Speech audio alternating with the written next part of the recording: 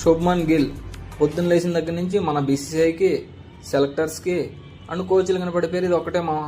ఎందుకంటే తీసుకొచ్చి test captain చేశారు, ఓడిఐ కెప్టెన్ చేశారు, T20కి వైస్ కెప్టెన్ చేశారు మామ. ఇంత బ్యాకప్ ఇచ్చినా సరే మన శుభ్మన్ గిల్ పర్ఫార్మెన్స్ అయితే ఇది మామ. 17 innings నుంచి ఒక్క హాఫ్ సెంచరీ కూడా లేదు మామ. సో ఇంజురీ తర్వాత ఈ సిరీస్ అయినా కంబ్యాక్ ఇస్తాడనుకుంటే ఒక మ్యాచ్ 4, ఇంకొక మ్యాచ్ గోల్డెన్ డక్అవుట్ మామ. సో ఈ ఇన్నింగ్స్ చూశాక మన క్రికెట్ ఫ్యాన్స్ రియాక్షన్ ఏంటంటే, నీ హెల్త్ వీక్ అవుతుంది, నువ్వు కానీ చాలా స్ట్రాంగ్, దాని బదులు ఇక్కడ ఉండే కంటే వెళ్ళిపోతేనే బెటర్ ఏమో, వెళ్ళి రెస్ట్ తీసుకుంటే బాగుంటుందా నాకు అనిపిస్తుంది.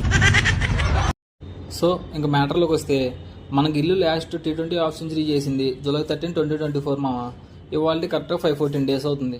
ఇంకా మన సంజు శాంసన్ విషయానికి వస్తే లాస్ట్ 10 innings-లోనే 3 centuries ఉన్నాయి మామ. అంతేకాకుండా వీళ్ళిద్దరు హెడ్ టు హెడ్ బ్యాటిల్ చూసుకుంటే మన T20 వరల్డ్ కప్ అయిన తర్వాత నుంచి సంజు శాంసన్కి స్ట్రైక్ రేట్ ఎక్కువ ఉంది, 3 centuries అండ్ 2 half centuries కూడా ఉన్నాయి మామ. అయినా టీమిండియా ఎందుకు అవాయిడ్ చేస్తుందో మనకు అర్థం కావట్లేదు. ఎందుకనేమో మా పెద్దోళ్ళు అన్నట్టు in search of gold we last diamond అంటే ఇదేనేమో. సో ఎల్లుండి జరగబోయే T20 మ్యాచ్లైనా మన సంజు శాంసన్ ఉంటాడో లేదో చూద్దాం. సో మీరు కూడా సంజు శాంసన్ ఉండాలనుకుంటే కామెంట్ అయితే చేసేయండి. Don't forget to like and subscribe.